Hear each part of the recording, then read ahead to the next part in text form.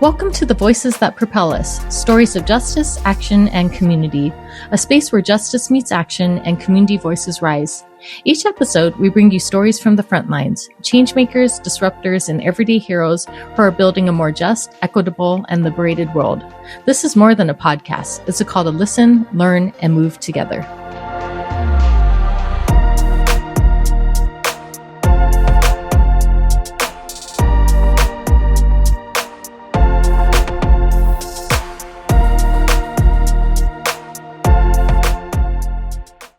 You were just listening to music from the incredibly talented Stephen Kong. You can find him on Spotify and Bandcamp. Today we have with us Tara Mae Temple. Tara has over 15 years of success in advertising, communications, and healthcare fundraising and marketing. She holds an honors Bachelor of Arts degree in Sociology and Communications, reflecting her lifelong interest in human behavior from a sociological perspective. Tara is dedicated to finding evidence-based strategies to help people navigate life's challenges. A nonfiction writer and the author of Life Hacks for Healing and Harmony, under the pen name of Tara Mae Temple, she is also a developmental editor and enjoys helping other authors create their best nonfiction work. During her healing journey, Tara discovered coping strategies that helped her navigate serious life struggles. Applying these methods, along with wisdom, faith, and life lessons, led her to a more harmonious life, making her feel inspired for the first time in 4 decades. Now she is a passionate advocate for women's issues, committed to serving others through her writing. She is Filipino Canadian, and as a member of an ethnic minority, Tara brings a fresh, uplifting, and insightful voice to the self-help genre. Well, hi, Tara. Thank you so much for taking the time to share this platform with me. I'm really excited to have this conversation. I think you do amazing, incredible work. And, I'd love to see also how our work parallels each other and is also different. And I feel like you're bringing a different perspective to this podcast that I haven't been able to explore yet. But how are you doing today? Oh, I'm good. Thank you. It's so good to be here, Denise. I'm so excited to be here for you and your listeners, and I can't wait to get started. Of course. Yeah. So just starting off, you've said that no matter the chaos we experience, we have the power to choose peace, which I think is really beautiful. So what was the moment in your own life when that became real and not just an idea, but it was also a necessity? Yeah, like everyone gets to a point where they hit a wall, you kind of hit rock bottom. I've struggled a lot with anxiety and my own mental and emotional health. And, I noticed that over time, when you don't heal those things that you're dealing with, it kind of feels like a pressure cooker and your body's going through all these, this stress and tension, and you almost can't tolerate what emotions you're feeling because they bubble up to the surface. And it becomes intolerable when you can't deal with that kind of pain anymore. So I got to a point where I said, I need to do something about this and, find a way to overcome my anxiety and my mental and emotional struggles, not only for the sake of myself, but for my family and loved ones. I was raising a young daughter, and, I just, when someone's not balanced and not feeling comfortable in their mind, body, spirit, how can you live a joyful and peaceful life? It's almost, it's not even on your radar. So when you feel that, that suffering, that struggle kind of rising up and you don't know what to do about it, that is a really red flag, big signal to begin your healing journey. And that for me was a wake up call. Yeah, no, that's really beautiful. Thank you for sharing that too. And I'd love to talk with you more about burnout because this is something that really resonates with me as well, and something that I've also personally experienced. So, what did burnout look like for you personally? And so, was this physical, emotional, spiritual, or did you find that it was all of the above? Yes, that's a great question, Denise. It was definitely all of the above. And when you're a woman working in a 9-to-5 job, a career, and you're managing your family and your own life, you can live on autopilot for so long that, the tiredness, the exhaustion, the aches and pains in your body, they kind of just build up. And then it's something that you kind of numb through either for me, overeating or, Mhm. just like taking something to numb the pain. Um, Right. and, like for me, the burnout showed up as, tiredness. Mhm. I was having sort of like, burning pain in my arms and legs. I wasn't sure what that Mhm. was, but it was very similar to what they call like nerve pain, nerve damage, Okay. related to things like fibromyalgia. So, like, over time, I guess when you're struggling with different things, like you're not mentally and emotionally balanced in your mind, body, spirit, they start showing up in physical symptoms such as Right. burnout. And then the burnout is from the chronic stress, which leads to a cascade of other health issues. And that for me was definitely the case when I reached my, the Mhm. pinnacle of my career success. I believe that was in 2019. I was at the top and, making the most salary that I ever have, Yeah. working a corporate career and raising a young child. You're not really thinking about yourself. Like self care was not something that was on my radar. I didn't know that was possible at the time because my priorities were, providing for the family, um, reaching success and building my resume and my career. And then everything else fell to the back burner, and that Mhm. cost me my health. Yeah, Yes. no, no. Well, thank you for sharing that. I'm so sorry that you had to experience that. But, actually, I wanted to ask you a follow-up question to that. So, before your healing journey, how did you define success, and how has that definition changed for you over time? Oh, I love that question. Yeah, before my healing journey, I was still on this, didn't quite know exactly Hmm. what I wanted in terms of my purpose for my life. I kind of just rolled with the punches of what ideologies I should be living. Like I had my family, and, as soon as you have that university degree, go out there and start Hmm. getting experience in the corporate world. And I did all of that. And I think success for me was having the job title of, Mm. um, manager. I was in healthcare fundraising and marketing, and having that title and that promotion was like, I saw that as success because I'm, you know, pretty high up on the corporate ladder. And here I was just raising my young family. Right. Um, but when I was in that position, it felt good kind of getting there. But then actually a few months in, it did not feel like it was sinking in, and it didn't feel like it was a Mm. true part of my identity. Um, it was the opposite of what I saw as success. So, Okay. um, later on, when I went on my self discovery healing journey, I had to ask myself a lot of different questions about, who am I, what makes me happy, and what gives me peace.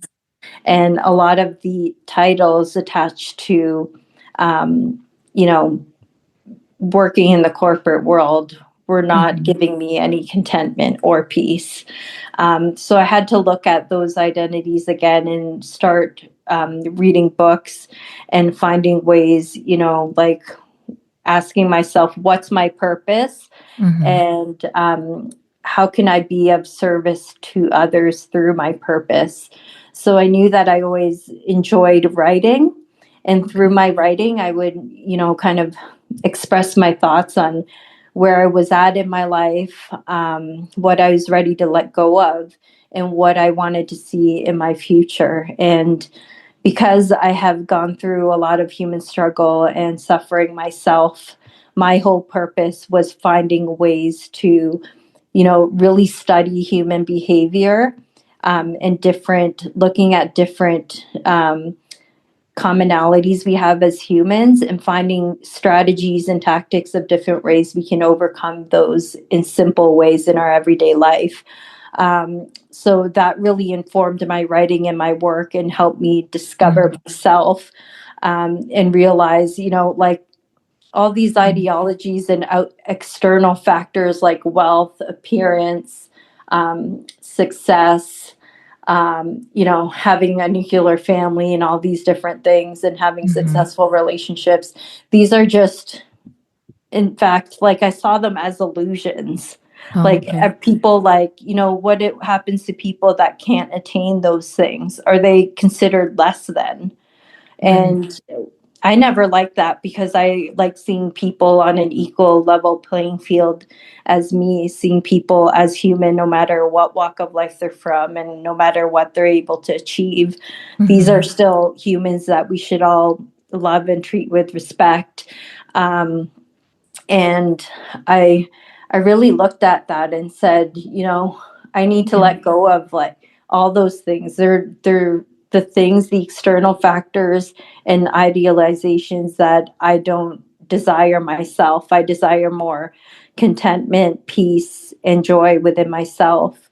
Mhm. So I started exploring how can I disseminate these ideas to help people kind of attain a different kind of ideology for their life. Yeah. If they put their joy, happiness, and peace first, what can Mhm. their life look like? Right. No, thank you so much for sharing that. That's so powerful. And I love how you take your journey to really inspire other people too to, slow down and also go through our own healing. And so this next question also relates to me, and also like I know a lot of my Mhm. listeners are change makers or like looking to get into the field of social justice or community work. So many people working in justice and community spaces feel exhausted, but also guilty about slowing down. So how do you like reconcile activism with that inner peace though? Because I know definitely for me too, I feel like there's so much going on, how can we slow down? But I think as I've progressed in my journey too, it's like also like not just the work itself, but also finding joy and healing for ourselves as well. And I'd love to hear your thoughts on that as well. Yeah, I love that question because, being very driven myself in this work to Hmm. do a million things to try and help others. And when people are passionate about activism and making a difference in this world, Yeah. it's so easy to forget yourself. So, Hmm. what I like to offer, because, when you give people too many things to do with their self care routine and how to attain peace in their day to day lives, they get overwhelmed with that. So, what I recommend is either taking 20 minutes in the morning or 20 minutes in the evening just for Hmm. um, space for yourself. Pick a ritual that works for you. For me, it's either silent time in prayer, 20 minutes in the morning. Okay. And it's definitely attainable because, you can still have a little prayer while you're having some tea or coffee in the morning. Hmm. Or, say you could be going for a silent, just short morning walk around the block to Hmm. wake your body up. You can practice mindfulness, which is just minding your senses and listening to the sounds, scents, and things that looking at things around you, whether that be squirrels or animals going walking by your path. And one mindfulness practice I do when I walk during the days, I say something to myself where I say, may be healthy, may be happy, Hmm. and may I be free from suffering. And that mindfulness affirmation is, there's something very healing about it. I did research on, Hmm. people suffering from chronic illnesses and chronic stress and other mental, emotional, and physical disorders. And they did a study on a ton of people that would say this affirmation on repeat and then spend time in nature and going for a Wow. walk, and it was really did make a difference in lowering people's cortisol levels and blood pressure, and also lessening their symptoms of depression and anxiety. So I did that for many, many years. It was definitely attainable. You don't Hmm. have to go for long walks. You could start at 5 minutes and then build your way up. Hmm. Um, But what it does is it grounds you and really takes you to a place where you could be present in your life and tend to your own mental, emotional, physical needs. It takes your mind away from what problem or issue you're dealing with that's could be very difficult for you in the moment. And just helps you to kind of just release that valve and have space for your spiritual peace and harmony. So yeah, even if we have these busy schedules, there's ways of having silent times of silence and quiet for yourself. But mindfulness and prayer and being in tune with your spirituality, whatever that may be, is, we need to make that a number one thing, because that was the number one priority in helping me to heal and transform. Yeah, no, Yeah. thank you so much for sharing that. That's so beautiful. Mhm. So, I think our identities also like shape the way that we show up as well. So, for women, especially women of color, how does cultural expectation play into burnout? Yeah, that's great because, especially me coming from a Filipino background, Right. as a woman, we're expected to care for our families, get food on the table, cook up the food, and, pack our children's lunches. And in my culture, it's like food is important, and it's Okay. not only celebratory, but it's also a way to gather together and, um, and come together at the end of the day and have a Hmm. conversation and just share a meal with each other. Um, so despite all that, sometimes um, there's could be cultural expectations around, having everything ready at a certain time for the family's meals. And I think that, having your family on a schedule with all these different things can kind of lead to expectations and pressures us women put on ourselves to get things right at the right time. And so, for example, for me, if I'm having, a day where I feel like there's just too much on the plate, um, Hmm. just openly communicating with the family and say, dinner is going to be a little bit late. I'm running a bit behind in getting it ready. Then that takes the pressure off of, having things perfect. So, having open communication and not expecting perfectionism from ourselves, and just letting our family know if we're not, up to, having dinner ready at a certain time, just let them know why and give them some snacks or something. Uh-huh. But basically, it's just having honest communication, being truthful with yourself if you can't meet certain expectations and demands that are aligned with what your obligations are on a day to day. Yeah, Yeah. no, thank you for sharing that. Mhm. I Yeah. really love that. And, I'd love to talk with you more about that. So, as a Yeah. Filipino Canadian woman, how has your identity shaped your understanding of harmony and resilience? Yeah. It's I've always looked at that, like the older women in my family, like my ancestors, and I see Mm, how much they've struggled with, and not once did I hear any of them complain, and I've always admired that, the way they were so, strong and had so much strength in raising their families and, putting food on the table while earning an income and doing everything for their kids and loved ones. So, but not only seeing that, I think that what really gave my ancestors and my Filipino culture strength was mm, having a faith in God and putting God first. And I didn't, like, I tried to understand. I grew up in a Catholic religion, which I am religious, but I never mhm, fully understood how to pray to God or how to have that closeness with God until I went through healing journey, went through my transformation. I kind of would just say the regular prayers that I was taught to say Uh-huh. through my religion. But I feel like I've really learned how to just speak from the heart with what I need help with or support and guidance with. Mm-hmm. And I find that that goes hand in hand with shaping my resilience as a woman, is that, holding true to my faith and Okay. finding what works for me spiritually. Not everyone identifies with a organized religion and all these different things. And, Mm. they may not like, how their culture dealt with certain things, but you can Right. take the good and kind of do what works for you. And for me, like, I really came to um, cultivate my own spirituality for what worked for me in my life. Okay.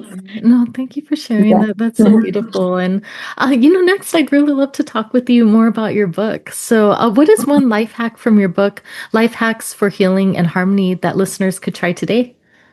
Yeah, there's a ton of them related to. So I'll ask you one, like, do Uh-huh. you want to hear one about fear, which is really rampant right now, or do you want to Oh, hear yeah. one about there's a chapter on purpose in there. No, I'd love to hear about fear because I think I think that would resonate with a lot of people listening because I think there's a lot going on, including myself, I think getting Yes. over that. But yeah, if you could talk about fear, I think you really appreciate that. Yeah, of course. I because I know that a lot of people, do suffer, and fear is something that holds a lot of people back. That is Right. something that I wrote about in one of the chapters in my book, is that, we all have these fears. And I talked about how it really kept me paralyzed and not moving forward in my life, especially after the COVID-19 pandemic. I kind of, Hmm. like, new fears kind of got stuck within my mind, body, spirit. And I wanted to find a way to eliminate them. Hmm. And a lot of what I write about is, I share openly about what fears I do have, Hmm. whether that be, uncertainty of the future with climate change, uncertainty in the world with what's happening politically, and with, conflict around the world and conflict among people, or just having, individual fears like, um, not being able to interact with people because of social anxiety, and other things where, people are mostly afraid of losing. Afraid of losing a loved one or someone close to them becoming ill, Hmm. and not being sure of what our future looks like. And so I'd come up with these little scenarios where I would write out what fear that was, and then the solution would be a a description of what to replace that fear with. And Oh, okay. essentially, it would be visualizing something that is more powerful. So, Uh-huh. for example, I had a fear of a loved one getting sick or ill, or, Mhm. passing away.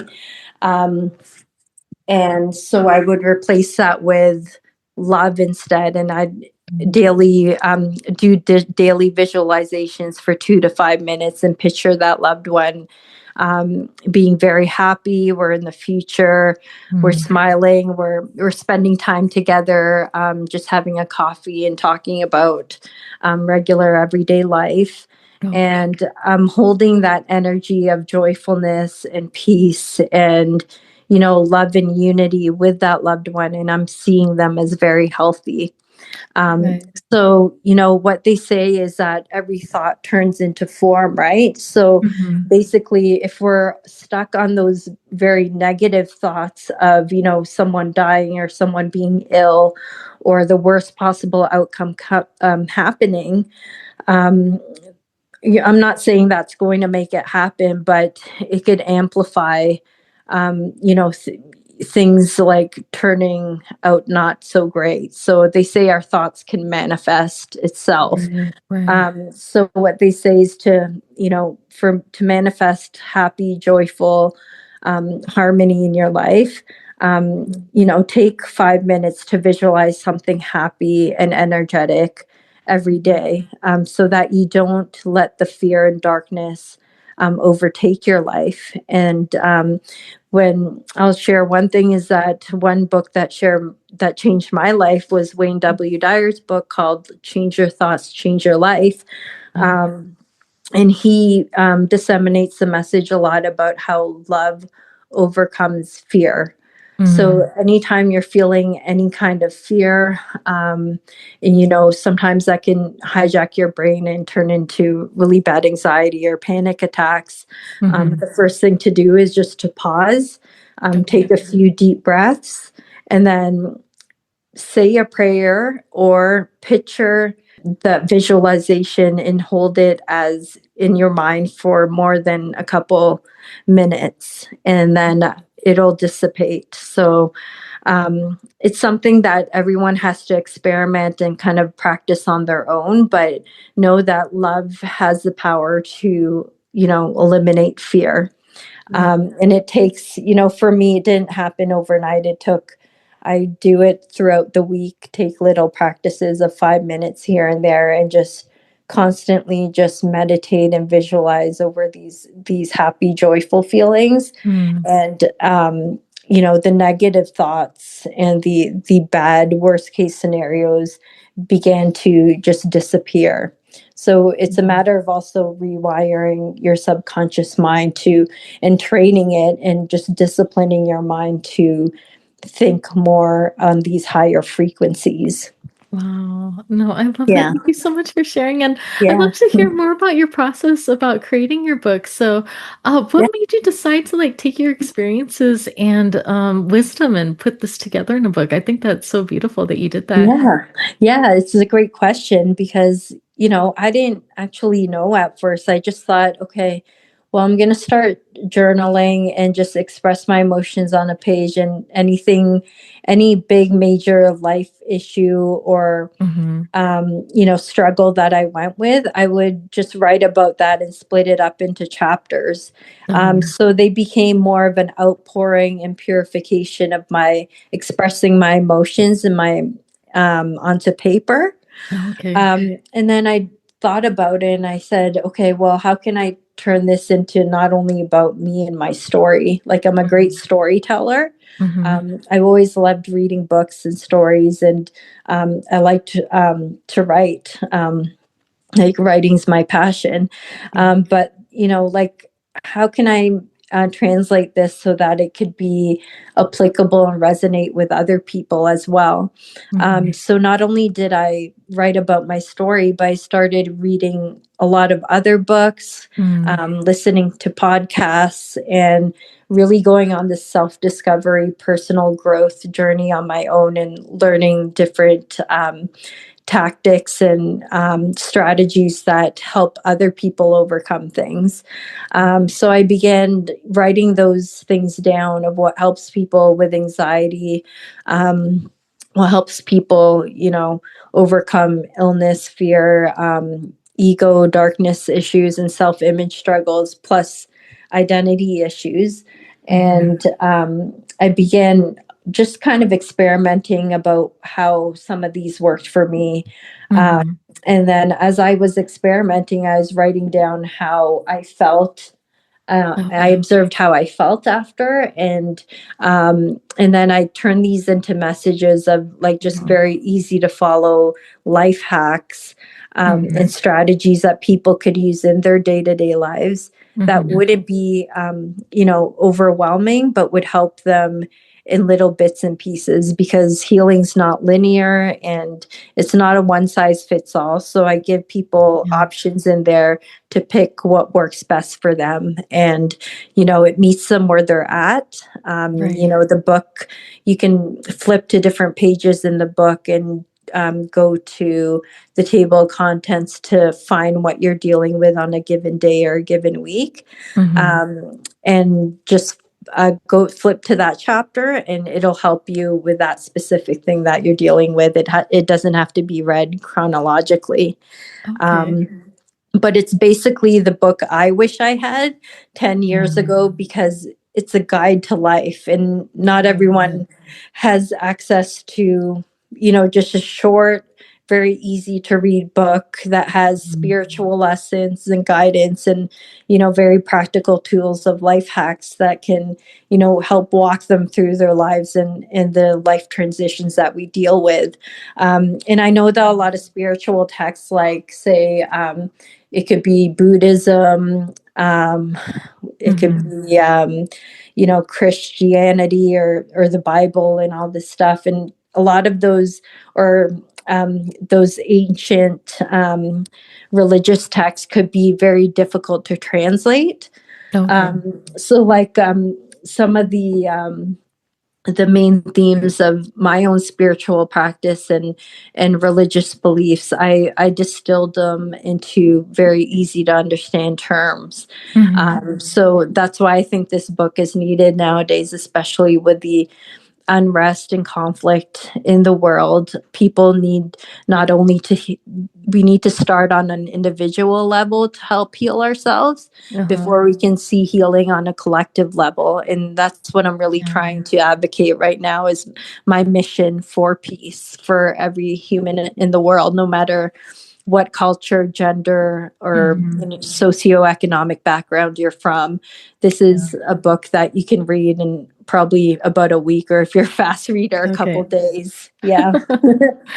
No, that's so cool. I Yeah. really love that. And, I think sometimes people might be feeling too overwhelmed with everything that's going, including myself, and just not Mhm. even knowing where to start, where to start tackling Mhm. different things. So, with that, when someone feels completely overwhelmed, where do you think that they should start? And what's the first small shift that they should start to make?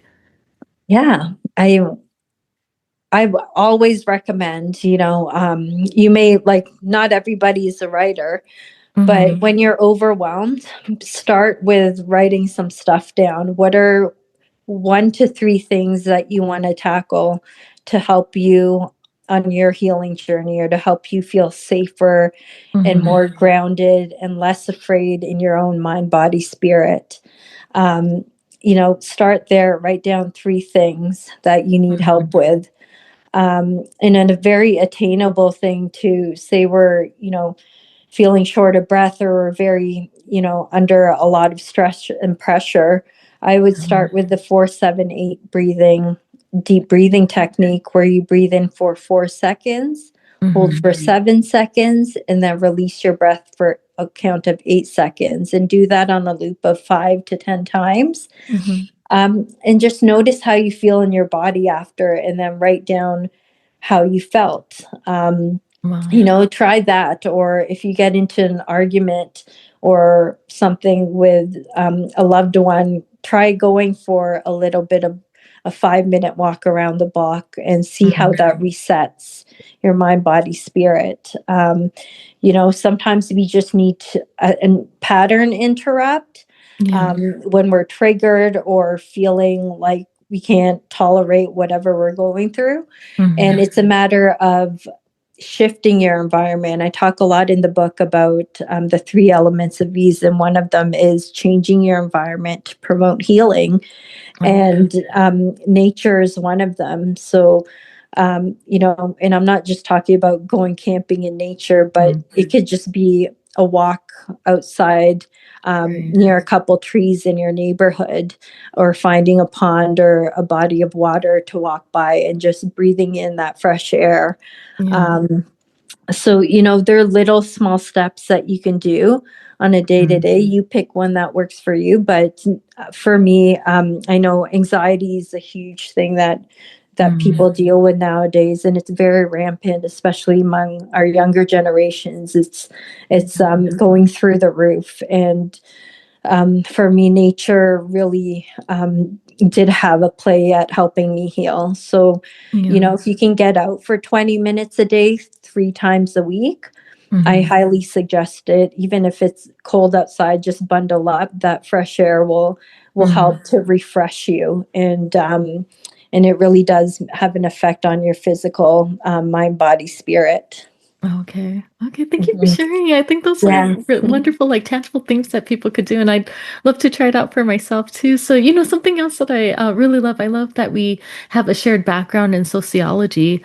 So, Mhm. with your background in sociology and communications, how do you understand burnout from a systems perspective and not just as an individual one? Yes, that's a great question because from a systems perspective, you know, I like to look at it as toxic productivity in Mm-hmm. terms of, I think the whole culprit for this burnout and toxic productivity is the way capitalism and corporate societies are built. Mm-hmm. We're made to have our routines built around the 9 to 5 corporate jobs, and you know keep on being productive and efficient, and we put pressure on ourselves and our companies and bosses, and workplaces put pressures on us to perform 100%, or else we're not we're easily replaceable if we're not performing in our jobs, right? Right. So our sources of making a living could be on the line when we're not 100% able to focus and perform on our jobs. Mm-hmm. So I think it's become this really toxic cycle of, putting um, profit and Right. capitalism and all this stuff first before humanity, before Yeah. our own sanity. Mm-hmm. And you've seen these stories before where people work for 20 to 40 years in the corporate careers, and Mm-hmm. then they finally come to retire, and they didn't have too much of a life of their own outside of work, and then a couple of days later, shortly after retiring, they're either very seriously ill, Right. or some of them just pass away after, because their whole purpose in life has been working tirelessly at these jobs.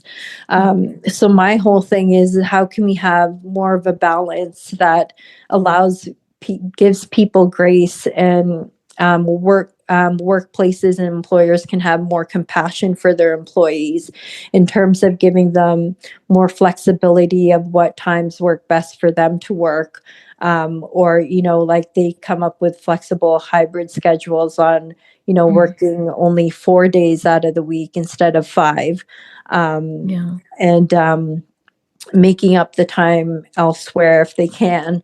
Mm-hmm. But I think it's important to have that balance, and workplaces should begin to invest more in their employees' mental and emotional health and well-being, Mm-hmm. and introduce more webinars from not only life coaches, but you know. Mentors or people in the mental health space, like psychotherapists, that can help workers really understand what they need in terms of balance of their careers and their personal lives. Okay. And if we can integrate more of like the resources that people need to live a more healthier life and eliminate more of these mental health concerns and constraints, Yeah. and help people suffer less from burnout, I think they can set up their employees for success. So there's a lot of, since the advent of the COVID-19 pandemic, a Mm-hmm. lot of life coaches and people came out starting their own businesses and Right. helping people to transform and heal.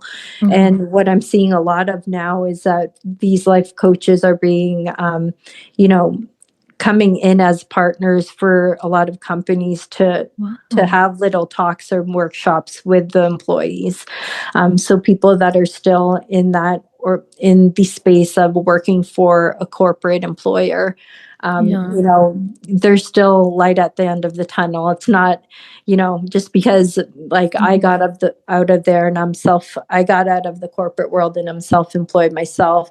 Mm-hmm. There's still light at the end of the tunnel for people that are still in the corporate world. Yeah. There's a lot of good companies out there that are are instilling mental wellness for their employees. Yeah, no, thank you for Yeah. sharing that. And something that I've been finding really fascinating about this conversation is, so I know you're in Canada and I'm in the US, specifically in California, but it's really cool just to see, like, even though we're in different countries, how like our experiences are really similar. Because also with us as well, like with the pandemic, my organization started implementing more like mental health days that people could take off. I think it was like once a month or something, but yeah, that focused more on well-being and wellness as well. And just as you're talking about burnout, I'm like, wow, that's really cool just to hear that you not cool as in like you also experienced Yeah. burnout, but it's just like how, we're in different areas, but like, very similar in our experiences and journeys as well. I think that's really cool. Yes, and I think it's definitely, I thank you for having the space for people to speak about these things, because Mhm. the more that we speak about burnout and all of these things that affect Yeah, us, the more you bring normalization to it and let people know that it's not shameful to talk about these things. It's right, it's it's something that could help everybody come together collectively as a whole to heal, right. um, and to find more common ground and understand Mhm. that we're all in this together. We're not in competition with one another, even though Yeah, our society is built in a way where people are competing and comparing totally. one another. But in the end, when we uplift each other and create a space for each other to heal, it's that can be very powerful in itself. Yeah, no, totally. And yeah, and I think that's the thing. Like I think that's what capitalism encourages us to do, to like compete or just try to rise to the top. And yeah, I think it's just so important for us to like step back and pause. And I know that you're speaking from like corporate perspective, but we also definitely see it in the nonprofit sector as well, just the burnout and emotional labor that we're putting into it. And also I'm thinking about what you brought up earlier, that like it's not just emotional or well-being or mental health, but like that well-being, like the stress can have like physical implications as well. Like you can literally get like physically sick, and experience like those kind of health issues as well. So it's like really important for us to, I think, see each other in our wholeness and really take care of ourselves and our bodies and everything. So yeah, thank you for bringing awareness to that. Oh yeah, and then you put it so eloquently, because it's so true. It's once we are we're able to really identify that we're living in autopilot and burnout. Hmm. It comes to that the number one step is that awareness of Yeah, how am I feeling in my body, and if I'm not feeling 100% in my health, how can I fix that? Not right. only for myself, because that has a ripple effect on loved ones, Yeah, family and friends, and society. So why not work to make that better and your number one priority first, and then your yeah. success and prosperity from there will follow. Right. No, I really love that. And, Mhm. thank you so much for your time. I had such a time, like a wonderful time talking with you, and you really opened my eyes to a lot of things. And, I'm really grateful for those tangible like skills and resources that people can look into. But just as we're wrapping up, I'd love for you to speak directly to the listeners. So if someone listening feels like they're barely holding it together right now, what would you say directly to them? I would say to them, you're more resilient than you think. I love I that. want you to know that you matter. Mm-hmm. No matter what story or belief or self-limiting belief that you carry about yourself, you have the power to overwrite those and create new values around what your purpose is now on earth. And I want you to know that, you're unique in and of itself. You Mm-hmm. have value in this world, and there's a purpose for you. If you may feel lost right now, I want you to know that there's, that's happening for a reason, to give you some lessons to help you really Mm-hmm. rise up and reach your greatest potential. Yeah. um, and human struggle, that's normal, that's a part of life. But in my work of helping to spread peace and show people how to attain harmony in bite sizes throughout your day-to-day life. I want you to know that it's possible to suffer less. And, if you put in a little bit of work into yourself, it doesn't need to be anything overwhelming. Start with 5 minutes a day and build your way up gradually by implementing some of these harmony tips and self-care rituals that will help you eliminate your fears or anxiety, or just help you get more grounded in your mind, body, and spirit. It's it's a tough world out there, and I want you to know that you're not alone, no matter what religion, background, culture, socioeconomic background you come from. You have the power to heal through a change in your environment, reframing your mindset, and having compassion for yourself and others. And I want you to know it's okay to make a mistake in your life. We're all here to grow.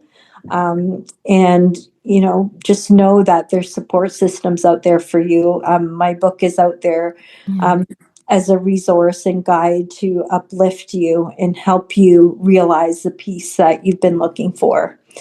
So those are my parting words for you. Yeah, no, that's so wonderful. And thank you again. This was such a beautiful conversation. And I know that, people be inspired and will take a lot out of this. But just lastly, how can people find you if they'd like to connect with you? And also, how can they find your book if they'd like to get your book? Yeah, that's a great question, Denise. I want to thank you, first of all, for having me here. It's such a great platform. No, thank you. And I hope that this will reach a lot of people, because I know it's deeply needed right now. But you can reach me on Instagram at Tara Mae Temple. That's TaraMae Temple, or I'm on Facebook. My Facebook page is Tara Mae Temple. And then you can reach me on my website to learn more. It gives you more about my biography, my whole mission about spreading harmony, and what the book is about. And the first few reviews are on the website as well. So the website is TaraSweetAwakening.com. And basically you can find the book at all Amazon marketplaces. It could be found on indigo.ca. It's on Barnes and Noble, bookshop.org, Books A Million, and Waterstones UK. So I believe it's all online at those other fine retailers. But it's, I just hope that all of you will take a read, and I know it'll help impact your life and your day-to-day. And if you're so inclined to leave a review, even just a few sentences or a star rating, I'd be happy to see it, because it helps other readers find the book and expand the reach of the book for debut indie authors like me. You can leave a review either on Amazon or any of the retailer sites I just listed, or it could be on my Goodreads page or my Facebook page. Okay, great. Well, this is so amazing. And, I just want to say you're such a beautiful person doing incredible work out there. I wish you nothing but the best moving forward. And, I think the work that you're doing is really important. I think burnout is something that is relevant and can resonate with so many people. But yeah, I really hope to stay connected with you. And I hope that you have a good rest of your day. Oh, thank you so much, Denise. It's I'm so grateful to you for this interview, and I wish you and your listeners peace and well wishes for a bright future. Okay, great. Well, thank you again, and I hope to talk to you again soon. Take care. You as well. Take care. Bye now. Bye.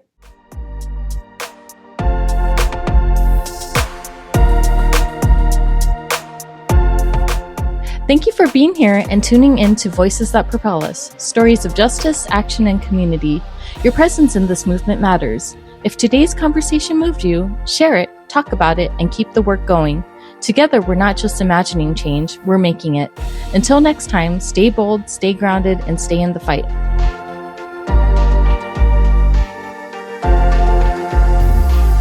Every time I feel so mad and sad and bad, I say to myself, relax, lean back, it's a brand new day. And every time I feel so down that a